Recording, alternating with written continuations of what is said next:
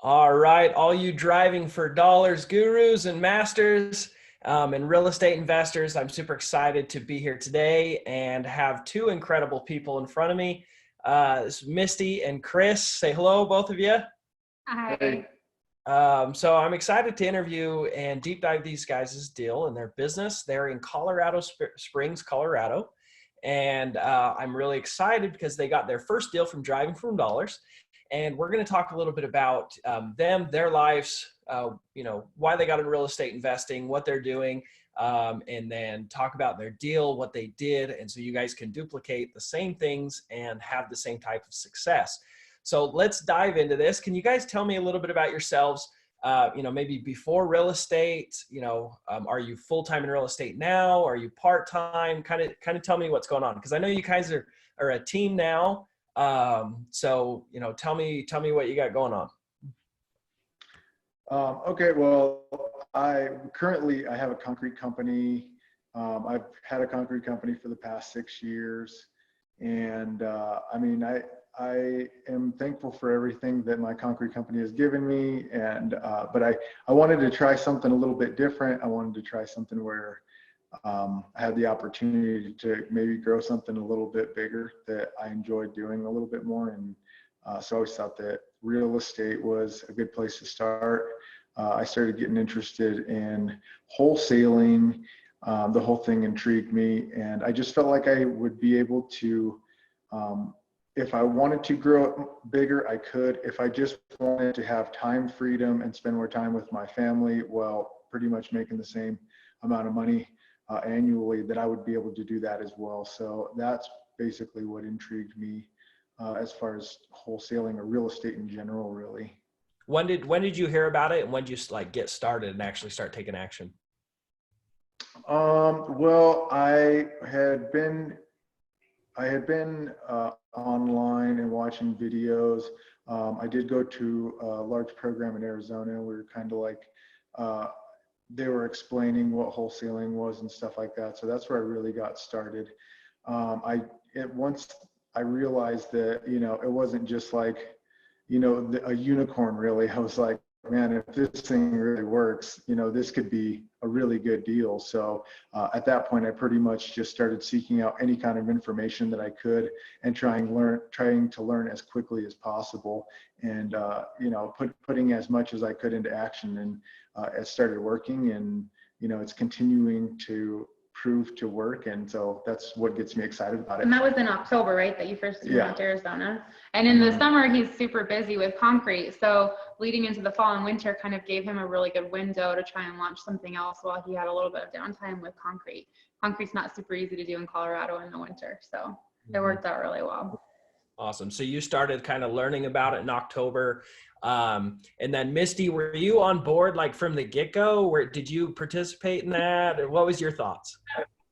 So what you have to understand about concrete is it's like feast or famine. In the summer, it's amazing, all kinds of money, but he's gone 24/7. So while we have money and we can do fun things, he's not really around. He's gone when the sun is up, and he's not home until after the sun is down. And so he's always kind of known he wanted to get out of concrete. So he'd send me on like these little rabbit holes of different businesses, like, hey, babe, do you think that, you could try and start this or get this going, or, and so I'd try, network marketing and different like e-commerce things and different stuff like that. And none of it ever really stuck. And so when he brought wholesaling, I've always loved the idea of real estate. So I was a little bit open to it, I guess. I've never been like, Chris, you can't do that. You shouldn't do that.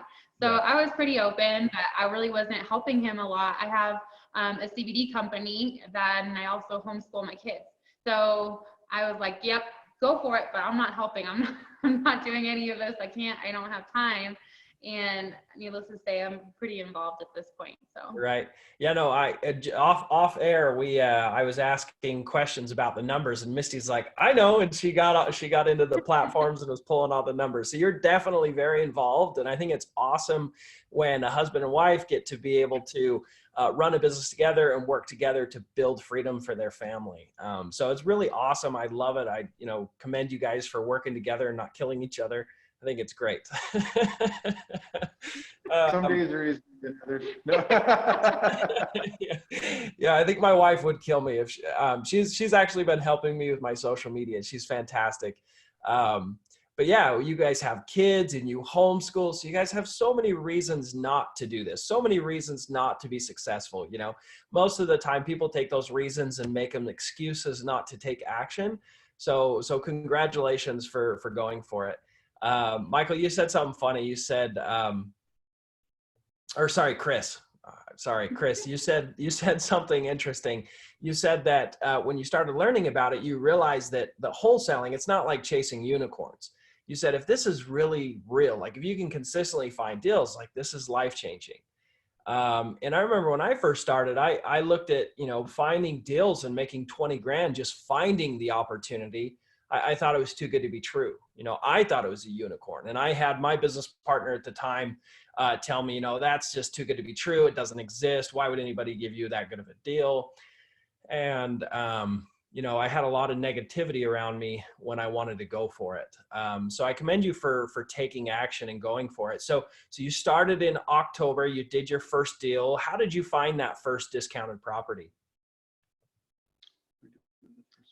Well, so actually his first deal ever was a JV deal.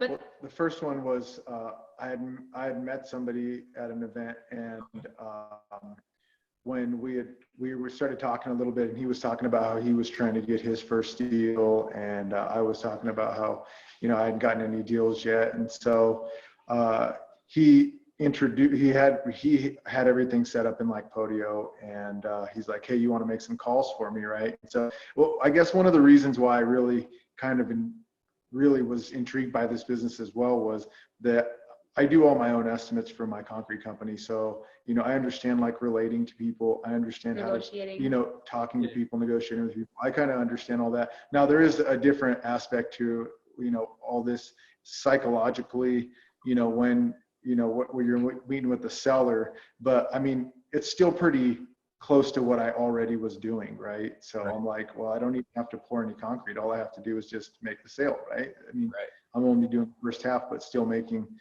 the same, if not more money per month. That's why I was so excited about it. So when I met him, he was like, oh man, you know, he pretty much, I guess, thought I was pretty, you know, good guy to maybe work on some deals with. And he got me on the phone with somebody. I spoke with them, and then we kind of went back and forth a little bit, and we worked on that deal or we're going back and forth for probably about a week with the lady until we got it under contract. Nice. And after that, it took us, I think, probably about 3 weeks to get that property sold. When was that exactly? That was, I think that one closed on the beginning of March, right? Okay. That was like the first day I think it was the first day of March. It was like the last. Awesome. That was like a month ago.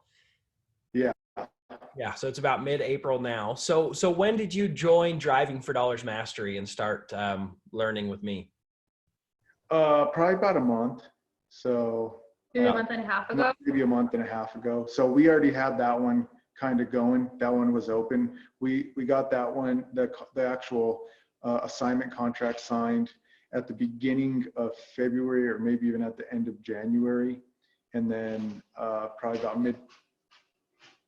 probably about a month and a half ago is when we found you, and we started implementing some of the stuff that we were learning through Driving for Dollars Mastery. Awesome. So let's dive into that. Let's dive into the Driving for Dollar Mastery, kind of some of the things that you've done since you joined, and the deal that you were able to do from that marketing. So the numbers are fantastic that you shared with me. So, you know, let's backtrack for some people that are new to this industry. Yeah, maybe they're seeing this on a YouTube video and they don't know what wholesaling is. So what wholesaling is where you drive or you find a motivated seller. You find someone that wants to get rid of their house fast, and you're essentially a pawn shop for that seller, right? You put the property under contract to buy it. Even if you don't have the money to buy it, you can sell that purchase contract. So once you find that deal, you can assign the purchase contract to a flipper or to a buy and hold investor and get an assignment fee. It's known as real estate wholesaling. And what I teach is what I call Driving for Dollars Mastery. It's just a marketing channel to find these motivated sellers, because that's the key and the secret to finding discounted properties, or to being successful in this business, is finding discounted properties. So the Driving for Dollars system, you told me that you added 1,355 properties to that list in essentially a month. Who's doing the driving right now? Us. We're doing it. And Yeah. in Pueblo, where we closed the deal, we were down there and we're trying to get 500 a week. And we're like, wow, Pueblo is a great area to be able to pin a lot of houses really quickly. And so that's why we started there.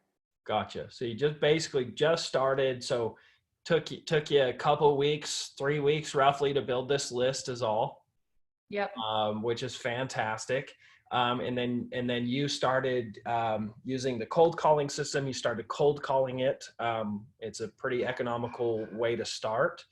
You guys told me you were going to start postcards here as well, but you said you spent 8 hours and 20 minutes on the dialer. Is that correct? Yeah. Between us and our cold caller. Between you guys. Awesome. And then, so who cold called it? You said it was kind of like a random situation where you got a hold of them and then lost contact. What happened? So our caller tried to get a hold of him, and she got a hold of the seller and dropped the call. And with my cold caller, I'm really anal. We're working on training her. So I listen to almost all of her calls still.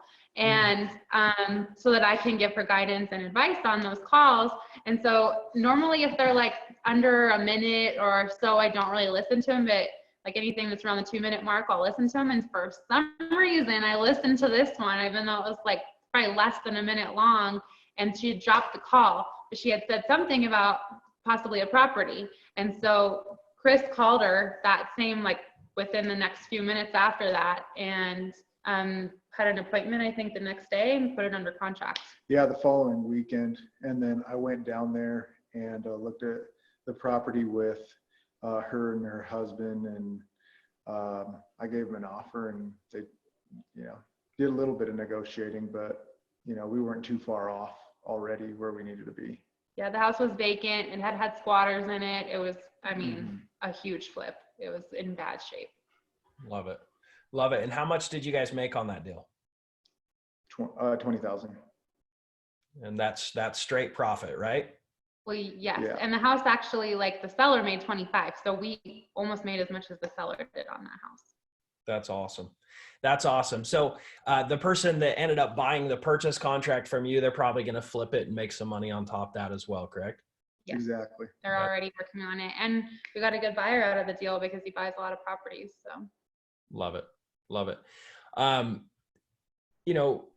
You guys know now, like, this business is real. Putting $20,000 in your bank account. What would you say to people that are kind of, hesitant or feel like it's scammy or that it doesn't exist? What would you say to them? I would say just to trust the process. I think, and I know other people who are also wholesaling or people that are also beginning. And I think the problem is with most people that I already understand because I have a business, and, you have to put money out to make the money. Right. And so I understand in my marketing and my concrete company, I understand that if I put money out, money's going to come back. And I think that's probably the biggest fear that people are worried about. What if I put $1,000 out and don't get anything? What if I put $2,000 out and don't get anything? Well, the reality of it is that if you put that 1 or 2,000 out, and you could potentially be, I've heard of people getting $50,000, $60,000, $70,000 deals, on a first deal. Yep. So that could, but what if you made only $5,000? You still, make good money, and that's enough to keep you going, onto your next deal. But I mean, I would say that it's not unreasonable seeing people in groups and stuff, who are getting 10,000 plus checks. So you just got to trust the process is what I would say, and believe that it can happen. I love it. Thank you. Would you say anything to him, Misty? Yeah. And I would say that you have to perceive it as like, what shifted it for me was changing my perception and realizing that I'm actually helping people. Like all of the contracts that we have closed, we've made a difference in the sellers' lives. Like we've helped them, we've solved their problems, and we've put money in their pockets, and they're grateful. And it completely changed my whole perception. Like, who can I help? Like, I'm of value to the seller and to the buyer. Right. I love it. No, you're 100% right. I mean, there's probably one out of 100 sellers, one out of 200, depending on the market you're in, that want to sell quickly. They want cash offers, right? And it's in their best interest to get a quick cash offer, even if it's for less than what they could sell it for, listing it with an agent. One of the keys to finding those people is being completely clear on what the process is that you offer, that you can speed up the process, have the property sold in a matter of days, and cash in their pockets. So that's fantastic. I want to, Chris, you mentioned something interesting. You touched on, having a business and spending money on marketing to produce, leads and deals and making money, and it's the same. It doesn't matter if it's concrete or if it's window cleaning, how I started, or wholesaling or real estate investing, right? You need to spend money on marketing, or time or money, right? So I actually think it would be really cool to break this down. Out of those 1,300 properties, have you called them all the four times that are recommended? Or do you still have quite a few? We still have quite a few, and we haven't sent out any mailers or text messages to them. Okay. Yeah. So there's still probably a deal or two hiding in there, right? In that beautiful list, which is fantastic. So let's run through these numbers and let's figure out how much per hour you could be making if you just starting off, you don't have any money to pay someone to do these tasks for you, which you could pay someone 10, 15 bucks an hour to do these tasks. Let's dive in and see how much money you're making. So we've already broke down how many hours of cold calling. It was 8 hours roughly for calling. And then you added about 1,355 properties. So 1,355 properties. How many properties per hour are you able to add to your list using the driving for dollar system? Like when we're driving? It kind of depends, because in Colorado, like there's certain areas where like some areas are really good for service and some are really bad. So it's almost just as good to write them down sometimes as it is to put them in. So, I mean, I wouldn't have an exact number on that, just because sometimes some days are really like a lot better than others. If we're driving together and we have good service and we're in an area where there's a lot of houses to pin, it's very feasible for us to pin 100 houses in an hour. Yeah. Awesome. And if the service isn't good, we're about to kill each other. Yeah. Slow down. That's great. So awesome. So with that's what I suggest. We're a little over 100. I have students that are anywhere between 20 to a little over 100 per hour to adding properties to their list. So if you're doing 100 an hour, I mean, you're roughly 13 hours of driving, right? Mm-hmm. To add that list. And then you cold called it. So as far as like the cost to do that, a little gas,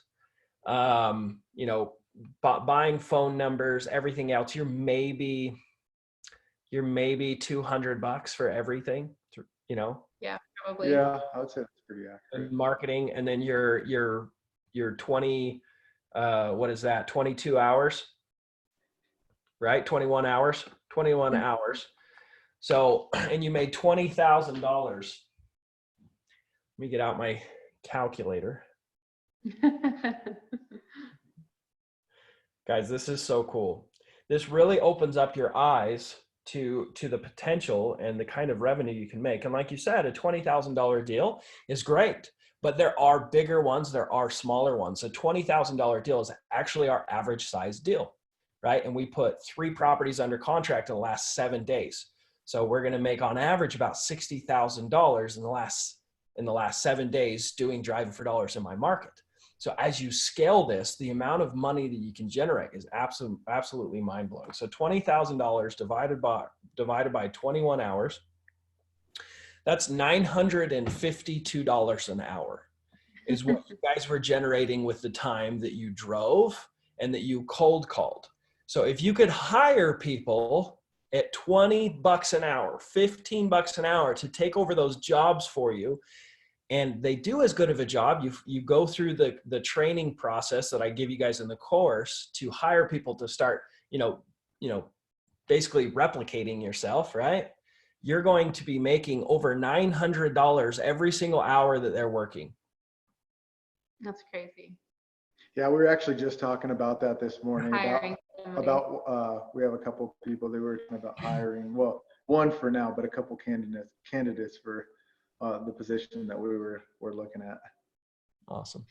How much money do you make off of one employee per hour doing concrete? Per hour, I usually kind of look at. I mean, how much? You mean how much do I make from them? Yeah. So you're going to pay them anywhere between what, 10 and 25, 20? I don't know how much. I usually pay them about 25 to 30 an hour. Okay. Is what I usually pay. So, okay. Me Which is personally, really good pay. That's great pay. I guess I never really, I break it more down by the day for what I do. Right. Just because a lot of guys get paid by the day. Well, let's just say this. Are you making $100 an hour on top of what you're paying them? Oh, no. Not even close, right? No. Yeah. Like when I was washing windows, I had up to 12 employees. I had 3 different trucks. And the more I grew, the more revenue I generated, the less money I made, just because there was no margin. It was so frustrating. I got it to $500,000 in sales and I was making less than when I did $120,000 in sales. It was so frustrating.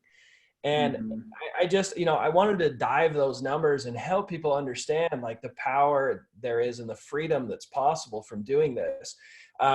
Just some coach advice for you guys. And for anyone listening to this, as you start doing deals, make it a habit to pick a percentage of profits that you want to generate in your business, because there's so much money that's going to be generated in your business if you stay consistent to this, that you're going to be able to buy whatever you want. Like as far as like coaching courses, programs, spending more on marketing, going on vacations, like it's great. But the ultimate goal is freedom, and freedom is to have a pile of money that's snowballing, right? That you can use to invest into more properties and pick up rentals and the stock market, whatever your favorite investment strategies are. But my hope is that my students are successful like yourselves, that you don't only just make good money, but you provide a financial freedom for yourselves and for your family. So there's a book called Profits First. If you haven't read it, read it. Take a percentage of every single deal you have and put it away for investments and investments only. So just a word of advice.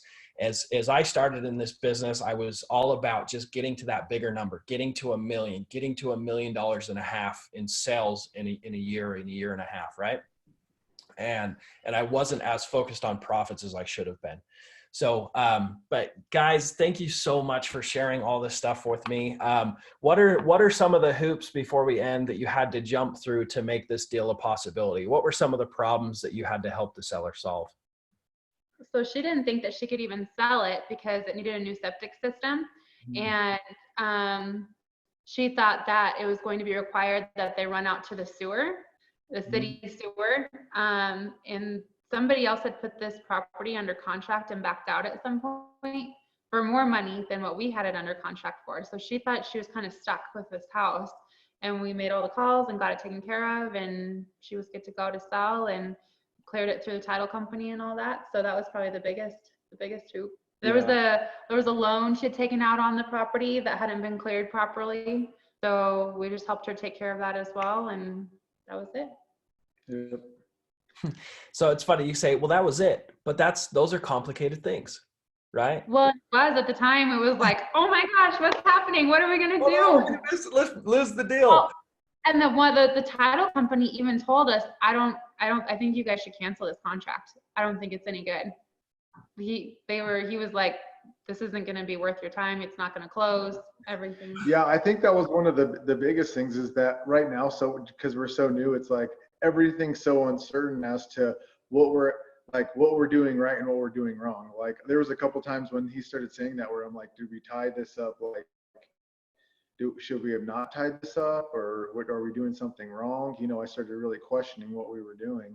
And I mean, we just kept pushing. And I mean, man, I'm thankful that we did. That was pretty awesome. So this is so great. This is such good content. Guys, whoever's listening to this, make sure you pay attention to what was just said. So they didn't have a ton of experience. They didn't know anything about septic systems. They weren't experts in title and how to clear a loan that wasn't cleared correctly. Even the title company was like, oh, this is so much work. It's probably not worth your time. No, they're saying it wasn't worth their time, right? But $20,000, you better believe that was worth your time. And so a lot of the times when you have a deal on the table, it's your deal. It's important to you. And so you'll solve the problems. It's interesting that there was another buyer involved that backed out because he didn't want to go through the hassles and headaches to help the seller, to deal with the septic system, to deal with the title issues. So one thing that I see a lot of people do that are just getting started is they want to know everything there is to know about real estate before they ever start talking to sellers, right? But that's the opposite way of you're supposed to do it. You're supposed to spend money on marketing, do marketing, find sellers, and then learn about real estate as you're working with sellers, right? Because you now when you have title issues, you bet, oh, I've done that. Now that when you have septic stuff, you go, oh, I know how to deal with that. Let me call this person in the city, and you have a Rolodex of people to call. And it's really fun now as I have students that come to me with problems and questions. I don't have answers to every single one of those things, but I go, oh, that's really similar to this deal or this deal or that deal or this deal that I coached or this deal that I helped my student on, right? And so the more exposure you have to this, the more you'll understand about real estate and how to deal with these sticky situations. But most people they want to know everything before they ever confront the problems, but that's not a reality. The reality is finding that seller, helping the seller through the problems and learning how to solve the problem as you're solving it. And if you guys are willing to do that and to let go of your fear and your uncertainty, you're going to have way more success. So what an awesome deal. What an awesome experience. Hopefully you guys will take this confidence, this new added confidence and keep rolling forward. So I know we talked off air about, some of the marketing strategies, some of the tweaks and some of the increases that you're going to have there. So I can't wait to see more of your success, maybe in 6 months to a year, interview you again and see kind of how your business has evolved and how everything's going. So thank you again for being here with me. And I look forward to talking to you guys again. Yeah, thanks for having us. We appreciate your program. We really do. Absolutely. We've learned so much. Absolutely. We really appreciate you.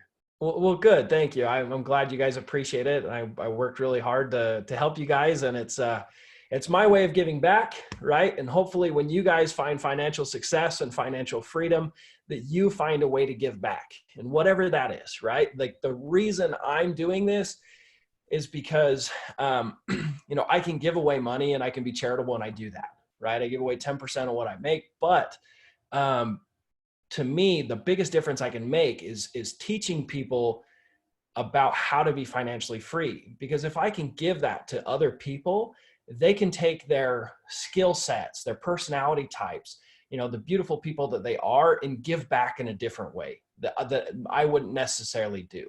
And so remember that, to pay it forward, to give back, to help other people, and continue to work hard. Bless your family and have lots of fun with the money. Absolutely. Yep, exactly. All right. Well, good stuff. Well, thank you. Thank you again. And we'll talk soon. All right. Thank you. All right. See ya.